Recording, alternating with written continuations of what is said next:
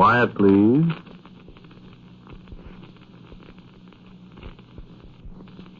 Quiet, please.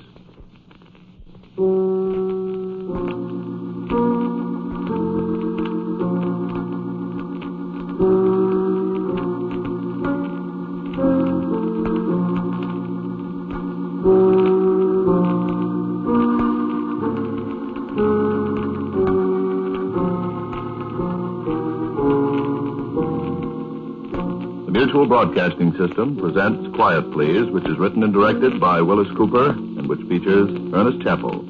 Quiet Please for tonight is called Gem of Purest Ray.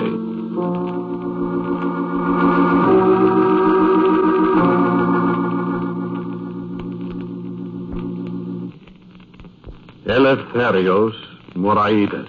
M-O-R-A-I. I know how to spell it. I'm Greek, too. Are you? I didn't get your name. Pappas. Nick Pappas, Detective Sergeant, first grade.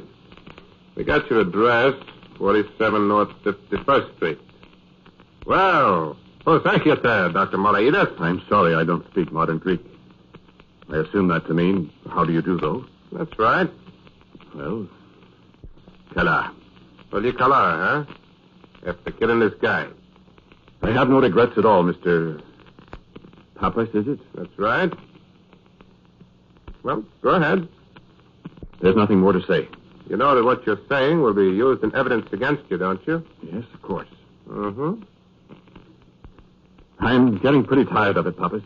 Of what, Dr. Moraitis? Killing these people. Oh? Do you suppose they'll... Electrocute you? They sure will, Moraitis. Electrocute. What a word. Quite an experience, too. They tell me. I wasn't thinking about the experience. It's the barbarism of the word that sets my teeth on edge. Words like electrocute, locate, reside. What's the matter with them? They get me down. Well, not to change the subject, but what about these other people you mentioned? Oh. I was just thinking, as long as they're going to send me to the electric chair... Oh, you're on the way, okay, Moraitis. Well, in that case, I might as well tell you about the others. Sure. Go right ahead. And I could warn you at the same time. Warn me? Yes. Warn me of what? These people that have to be killed. Oh? Who are they, Moraitis? I'm of perfectly sound mind, Sergeant Pappas. You bet. Now, let's get this conversation over with first, huh? Then we'll get on to the warning, huh? Okay. Well, so far as I can remember, there are 32 of them. All together? That I've murdered. Killed. This one makes 33. No, he's the 32nd. Well, nice going. You have their names, I suppose? No, not all of them. As a matter of fact, I have the names of only a few of them. I could give you the details of the murders, you see, and perhaps you could work back from that. Yeah, I suppose we could, couldn't we? But there are so many more of them. So? You find them everywhere. Good. And they've all got to be destroyed. Who's going to destroy them? Well, I've destroyed 32 of them. And now you're going to hang me. Objection, Doctor. We're going to fry you. For trying to save the world. For knocking off Mr. Oliver Meredith, 38, of 202 South Winter Street, to which you have confessed. And for which you will be fried like a fish. I am not a fish. Not yet. He's a fish. Who's a fish? This Meredith that I killed. Say, you may get out yet on a loony plea. Sergeant Pappas, did you see Meredith's body? Sure. Did you look at it carefully? Careful enough to see he was dead. Dead as a fish. Did you notice his neck? No. What? There are 2 scars on his neck. On each side. Just below his ears. That's the coroner's business, Doctor. It's your business. It's everybody's business. Why? Because that's the way you can identify them. Identify who, for gosh The sake? people that are trying to destroy the world. Who? The people from the bottom of the ocean. Those scars on their necks are gills. Gills like a fish.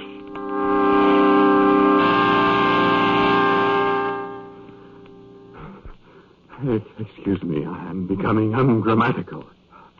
I mean, they are gills such as fishes possess. No fins? I beg you, Sergeant, please don't joke about this. And they come from the bottom of the ocean. They do. Lean over here. Turn your head. The other way now. How come you got scars on the sides of your neck, Dr. Moraidis? You been to the bottom of the ocean, too? Yes. Those are my gills. Yes. I've been to the bottom of the ocean, too.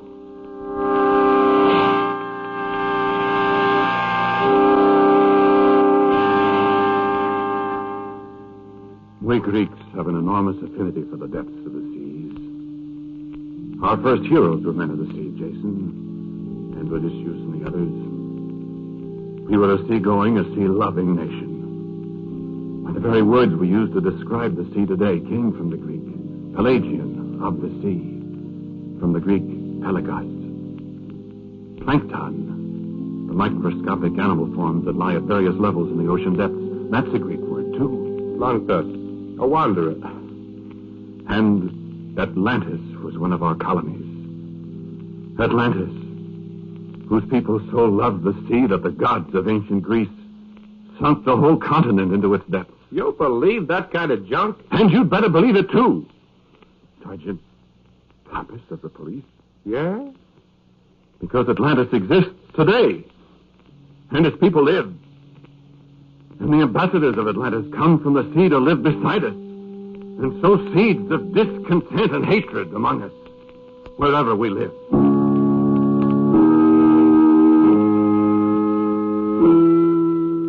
You remember me now, don't you? The Moraidis Deep Sea Exploration Group, that's right. Men have gone down to the depths of the sea before. William Beebe and his bathysphere, you remember, of course. Bathysphere, we Greeks again, comes from bathos, depths. But I wanted to go deeper, to plumb the utmost depths of the sea, to get down to the valleys that extend farther below the sea's level and the highest peaks on earth ascend above it. I wanted to find Atlantis. I found myself in possession of certain documents, charts, maps, the existence of which had heretofore never been suspected. And I found the exact coordinates of latitude and longitude of the ancient city, the capital of the country that sank below the waves so many, many centuries ago. No, never mind them. It will do you no good to know them. Let it suffice that the depth is something more than 8 miles. I beg pardon? I said, go on. No need to tell you either of the details of the construction of my diving bell. It was made to my own specifications, internally braced to withstand the pressure of several tons to the square inch. There was light and heat and large ports set in the sides with cone-shaped plexiglass deadlights, so that no matter what the pressure of the water from the outside, the plexiglass would be only forced in tighter. But the thing busted anyway, didn't it? That was the story. What really happened was somewhat different. Get on with your story, Doctor. If you'd just not interrupt me. Go ahead. If you read the newspaper accounts at the time... When was it? May 17th, 1946. Go ahead. I was going to say that you might have remembered that there was no physical connection between the bell and the surface. That is, it was not on a cable of any kind. It was free. How'd you expect to get back? By releasing ballast, of course, upon which the bell and the people in it, if any, would rise to the surface. We had, of course, radio contact with our headquarters ship on the surface. And you and the woman... Miss Elizabeth Case. You my and... assistant. Yes. You and this Miss Case went down in this thing, and it busted or something, and they pulled you out of the ocean at Old Saybrook, Connecticut. They never found Miss Case's body. Is that right? They didn't find Miss Case's body because she is still alive. Or was when I last saw her. Oh, yeah? And when did you last see her, Doc? Standing in front of the Temple of Poseidon. And where is this Temple of Poseidon, if you please? In Atlantis. 40-some thousand feet below the surface of the ocean.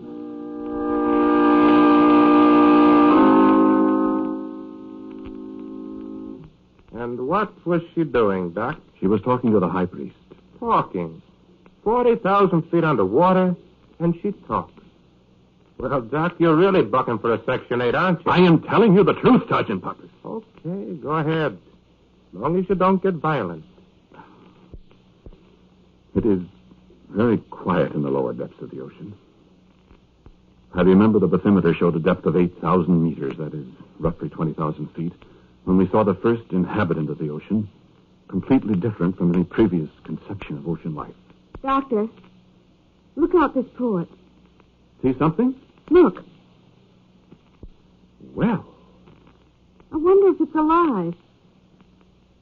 it seems to be. It looks like a great big sheet. I don't see any eyes or a mouth or anything. It's coming closer. It's alive, all right. This is wonderful, isn't it? Well, Doctor, it is alive. Looks like a blanket. It's turning over.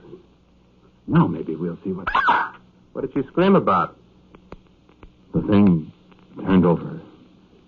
Then we saw the other side. Well? The thing was a huge face. A human face.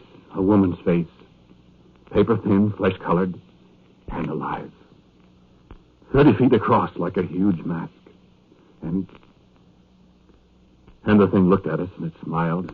Then it darted toward us, and Betty screamed again as the thing wrapped itself around the diving bell. And I could see the plexiglass ports start inward with the increased pressure. And then I looked closer at the port, and across its surface outside there in the water, 1,000,000 tiny hands. Women's hands crawled across the glass, clutching, reaching, trying to come inside. And what did you do then, Doc? I am afraid I fainted. What about Miss Kate? She fainted, too. I sort of expected that. Well, why shouldn't she? The face that she looked at out there in the depths of the sea was her own. Better and better, Dr. Moraitis. Then what? It was black outside when I came to. Black and immeasurably cold. The thing was gone. There was nothing but blackness. I gave her some brandy. Always brandy in these stories. And I took a little myself. Oh. The bathymeter indicated 9,200 meters. And you saw a red, white, and blue turkey with a straw hat. I saw far below me the lights of a city.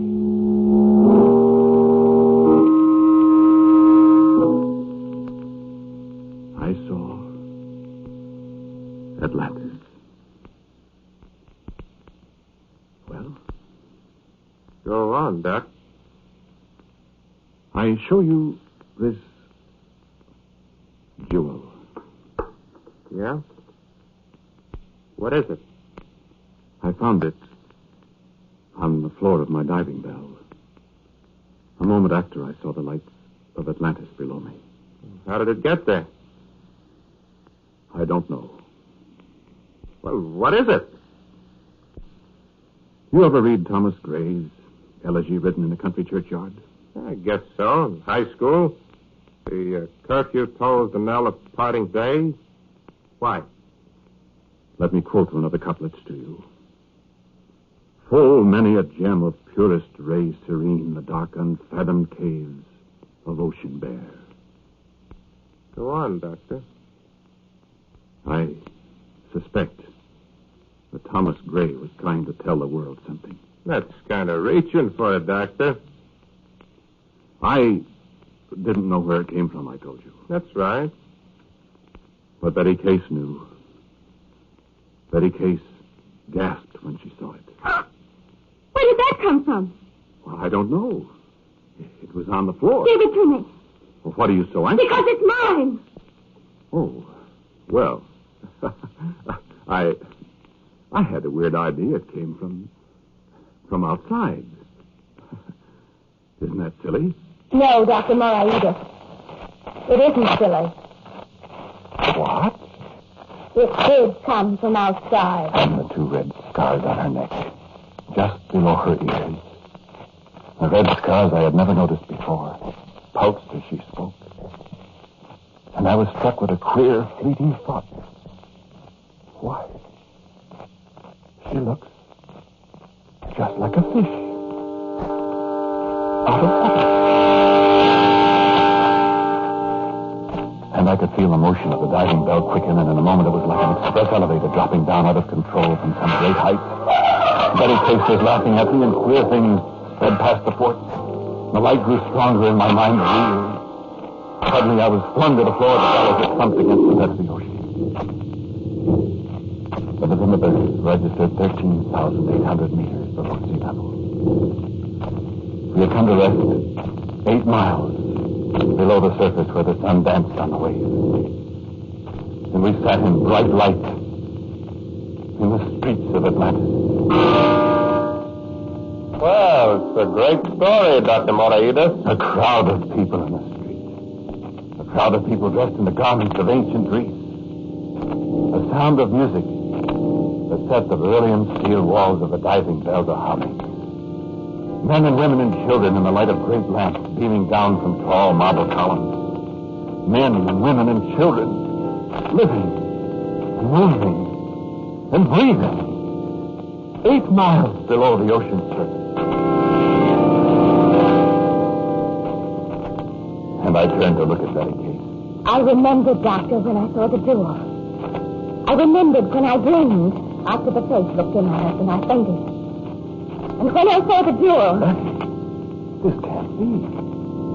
This is utterly, fantastically impossible. No, it is not, Doctor. Look outside. They're coming closer. Betty, look out. Do you see them? Yes, I see. It isn't impossible, Doctor. This is Atlantis. It can't be. It is. It's Atlantis. I'm home again.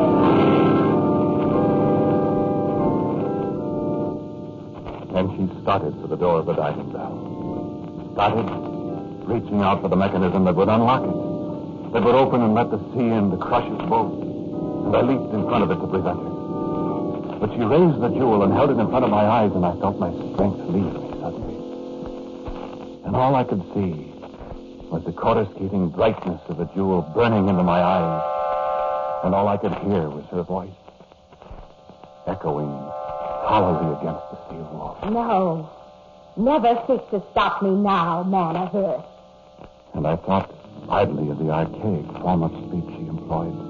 This girl who was on Earth the most prosaic, dry as dust, laboratory assistant. Never seek to stay my hand, nor turn thy eyes away from the gem of purest ray. For thy face is before thee now, and thou shalt go forth into the depths where mortal man hath not yet trod. And I thought with considerable surprise, why, she's speaking the purest of ancient Greek. And I'm understanding it. Now let thee become as one of us. And I watched her calmly as she extended the gleaming jewel toward me. I felt it touch the sides of my neck just below the ears, and a searing cold pain went through my body. And suddenly I was gasping for breath. I drew in great gulps of the oily air of the diving bell, and with each breath I grew weaker and weaker. I was suffocating, like a fish out of water. And as the darkness shot with flashes of red descended upon me, and I knew I was dying, I dimly saw her touch the scar on her neck with a jewel, and she was gasping suddenly, too. And I saw her reach again for the lever that operated the door, and it burst open. And I felt life returning to me as I breathed in great lungfuls of cold, pure salt water.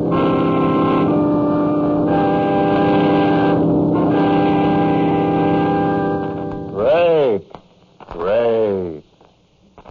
And old Fosan gave me my own jewel. The jewel that lies on your desk there. Fosan the elder, with his white beard and a look of antiquity in his eyes, he has lived since Atlantis first disappeared beneath the ocean. Fosan spoke to me many times. Never lose the jewel, Eleftherios. When you go back to the land, you'll need it to change you back from a water breather to an air breather, you see. I'm going back then? Yes, of course. There are a great many messages that I want to send to our people on the land. Messages that cannot be trusted to our ordinary radio, you see. Because the time is almost here. The time? I forgot that you didn't know. Is Betty going back with me? No, she stays here. She'll be here when you come back. Or must I come back? You don't want to die, do you? What do you mean? There isn't going to be any place for you to live up there, you know. What? Sit down, son. You're happy, aren't you? I'm pretty confused, sir. No doubt. May I ask you some questions? You can ask them, yes. Well, how is it done? Our living here? Time enough for that. We live. Isn't that enough?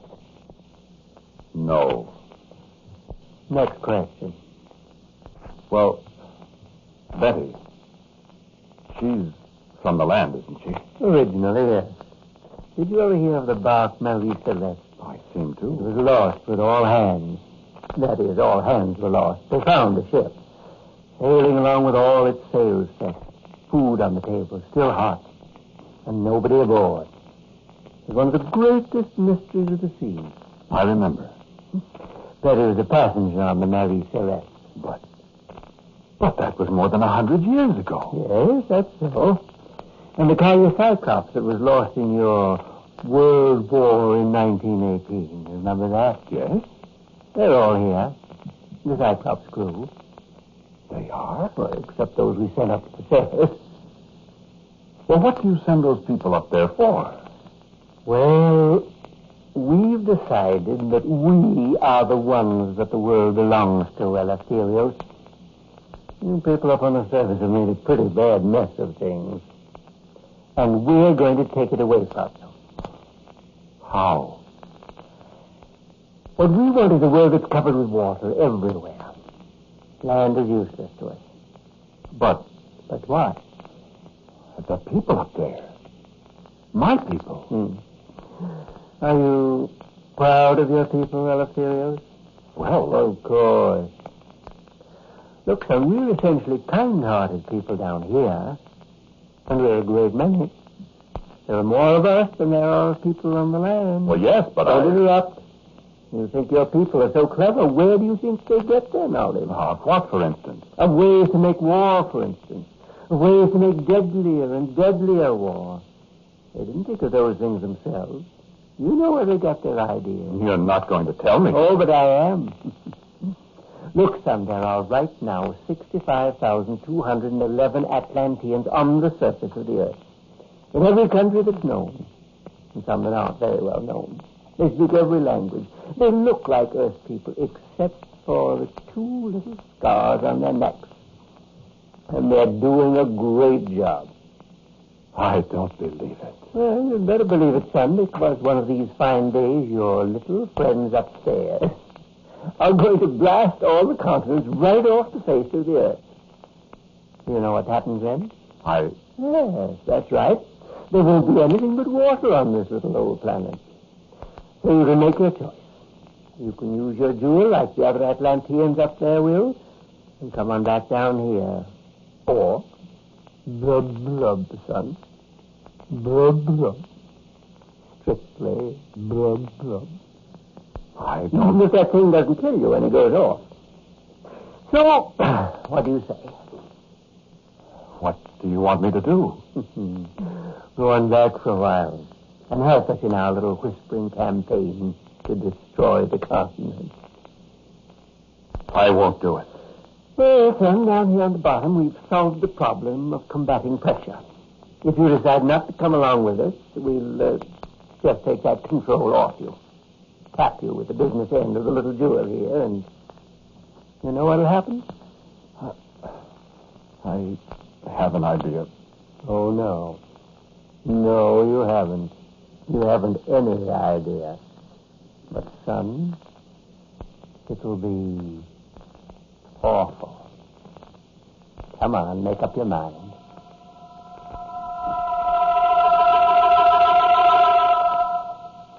And? What? I said, and? Well, I'm here. I don't know how they did it, but I'm here. You certainly are. Well, you've been passing the word to the little ambassadors what the old gentleman wants back? I have not. I told you I've killed 32 of them so far, including Miss Meredith. It's a great alibi. You think I'm going to betray the people of the earth, man? You're betraying the people of the sea, aren't you? What? You heard me. Well, it's a great story, Doc. I knew that you wouldn't believe me. It's a great story. But you don't believe it. Think I'm crazy? What? Of course I believe it, Doc. What? Sure I do. Well, then. Come here, Doc. What do you want? I want you to look at the sides of my neck, Doc. Just below the ears. You. Sure, Doc. See? What are you I'm going to not do? going to electrocute you, Doc. Nah, Doc. The old gentleman downstairs has got better tricks than that for people to try to cross him up. Come on, Doc. Pick up your crystal. You and I have got a date in Atlantis. And, oh, brother.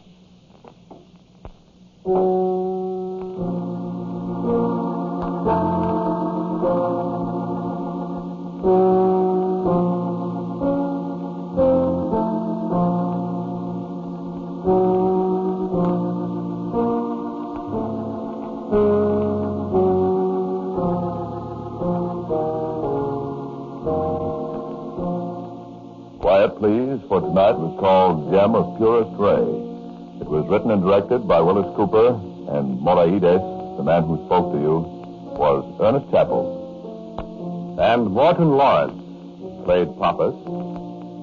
Sharita Bauer was Betty Case. Edgar Staley was Fosan, the Atlantean. As usual, music for Quiet Please is played by Albert Berman. Now for a word from our writer-director, Willis Cooper. Never having been to the bottom of the sea, I am uncertain whether the various Atlanteans really exist outside my own imagination. I can assure you, however, that none of the characters in tonight's story are based on any living person, or any dead one, for that matter. Next week's Quiet Please is called In the House Where I Was Born.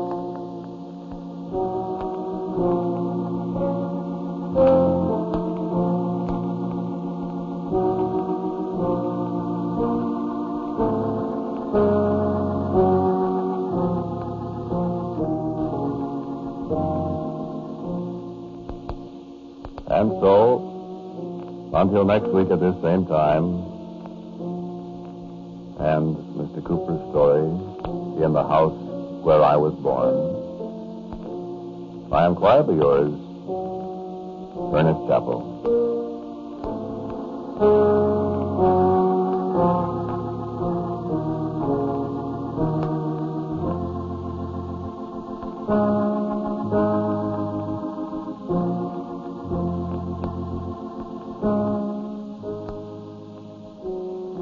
Quiet Please has come to you from Mutual Studios in New York City. This is the world's largest network, the Mutual Broadcasting System.